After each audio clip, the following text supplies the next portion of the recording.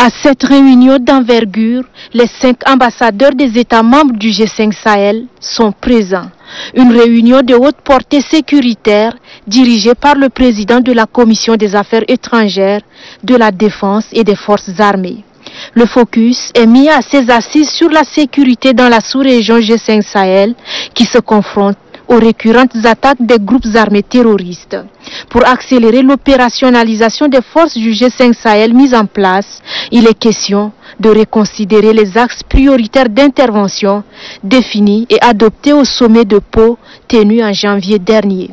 Il s'agit entre autres de créer une coalition militaire plus large, revisiter les moyens au niveau des 3 principales frontières et renforcer les capacités militaires de chaque État membre, a rappelé le président de la Commission des Affaires étrangères, de la Défense et des Forces armées. Pour mieux cerner la portée de la menace terroriste qui pèse sur l'espace G5 Sahel, chaque ambassadeur des pays membres ici représentés a dévoilé à ses assises la situation sécuritaire de son pays. Ce qui permettrait, dans le cadre de l'Alliance Sahel, d'analyser les causes profondes des troubles dans cette sous-région. Le Tchad, il est dans un environnement compliqué. Nous avons au nord la Libye.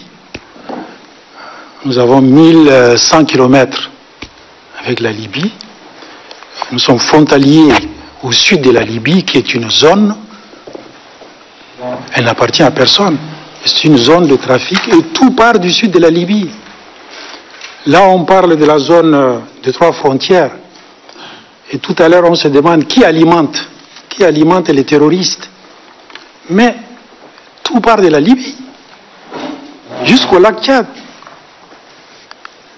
Les gens s'approvisionnent en armes, en argent,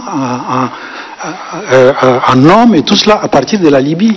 Et vous savez, aujourd'hui, les migrants viennent par milliers par la frontière soudanaise, ils traversent le Tchad pour aller en Libye. Nous, au niveau du Tchad, nous avons besoin de pas mal de soutien en véhicule pour contrôler, disons, cette frontière. Formation des hommes, des milliers de migrants qui arrivent, même de l'Afrique de l'Ouest, ils viennent au Soudan, ils traversent le Tchad pour aller en Libye, et pour venir, pourquoi pas, certains même ici en Europe.